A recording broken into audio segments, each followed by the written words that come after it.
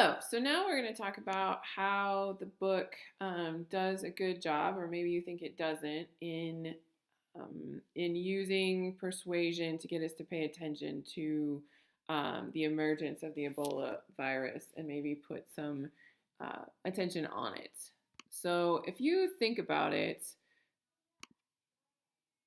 the Silent Spring, we talked about the first chapter and how Rachel Carson use the idea of suspense with the silent spring to catch your attention. And then the rest of the chapters, I would suggest, are more focused on logic or ethics, bringing in the experts to make her case for the eradication of DDT.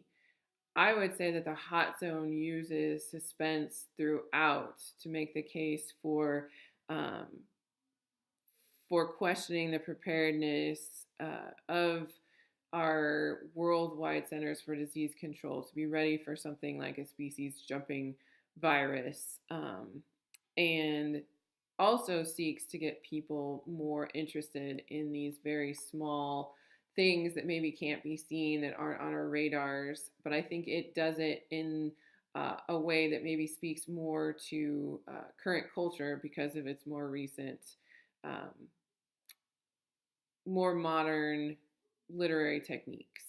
So the biggest thing that the Hot Zone uses is suspense. And again, Rachel Carson used it before. I don't think that in the last books that you read that they used as much pathos and especially fear. It may be that Diane's book used with the gorillas used pity. You might even think that with the lion book. The octopus book is full of emotion, but it is definitely not focused on fear, where the Hot Zone uses fear to try to get people's attention. And I want you to think about that throughout the book, if it's an effective tool or not. So what are the elements of suspense? Suspense is a mystery or an element of mystery that leaves the reader with an uncertainty about a character or plot, which makes it more interesting and keeps the reader reading. So some of the elements of suspense that are used most commonly are foreshadowing, giving hints about what happens later in the story; mystery, withholding vital information from a character. You have dramatic irony, which can also help you with fear and suspense, where the audience knows something that the characters do not. There's the element of dilemma, choice between two dangerous options, leaving our character constantly in danger, which is one of the elements of suspense. Reversal, that could be a sudden change in a character's destiny. A cliffhanger, ending a section or a chapter with a shocking statement leading to the next mystery. And then death must be a possibility for the character if you're really looking at suspense novels or suspense writing. So I want you to think about the first 60 or 91 pages, however many you read in the book, and stop for a minute and find evidence of these elements of suspense. Maybe find the one that jumped out at you the most. And they could be observations or specifics. The most obvious one to me occurs on page 14 when the end of the introduction to Charles Monet or Monette happens. And so it's right before the break, and it says, "Meanwhile, something was making copies of itself in Monet. A life form had acquired Charles Monet as a host, and it was replicating." Honestly, I don't think virus here. I think aliens. But it certainly changes the story at this point, because we have been learning about Charles, we've been learning about his life, and then all of a sudden here is this hint of something to come in the future. So the other thing to look for in this book, which we've been looking for all year, is look at point of view, when it changes, when it doesn't, when it moves from third person to first person or second person, and see if that works for you in this book or it doesn't. So I want you to stop here, and I want each of you to read the line that you find contains the best use of suspense in these chapters and which elements of suspense you find there.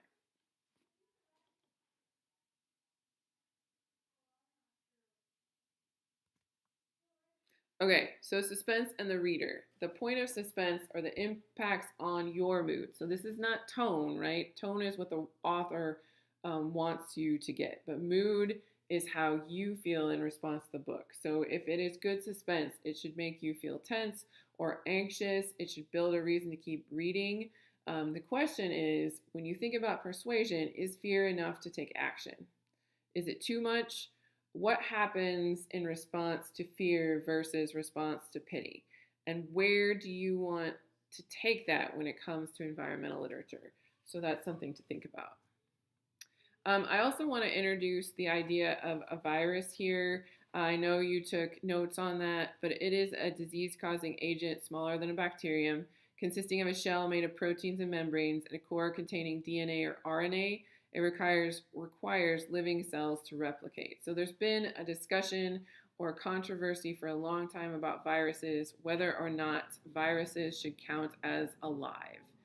And so there's some things to think about as you read the book, as you think about this virus and how it acts and other viruses. It does come from the Latin word for poison. First of all, a long time ago when they were first named, viruses were thought by scientists to be living. Then in about the 1930s, it was decided they were simply chemicals that formed the basis of life, but not actually life itself. Now it's a gray area because they have some of the elements of a life form and some of them they do not. For instance, they can't replicate on their own. They can do so within living cells, and then they can make the living cells do very specialized things that impact the behavior of the host, which you would think something dead could not.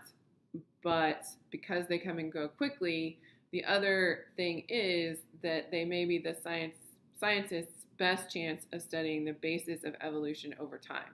Because we know that viruses can come, we know that they're very small, we know that they can morph quickly. So if they are, say, the building blocks of evolution, I know that's a complicated term, but if they're the building blocks of us, of life, they might give us some insight onto how the very basics of life changes in order to survive within an environment. For instance, some scientists think that at the basic cellular level, nucleus of a cell, the nucleus, was formed for more advanced organisms from a virus that simply changed cells and changed cell structures in order to be more impactful. And that is the end of my slideshow for today. So what I would like you to do now is sit down, and I would like you to write for 8 minutes in a writing notebook using the elements of suspense. If you click on writing prompts in Canvas, it will lead you to a series of 8 different writing prompts you can choose from that might lead you in the direction of a suspenseful story. So take 8 minutes, write about the elements of, write about something suspenseful. Thanks. Have a great day.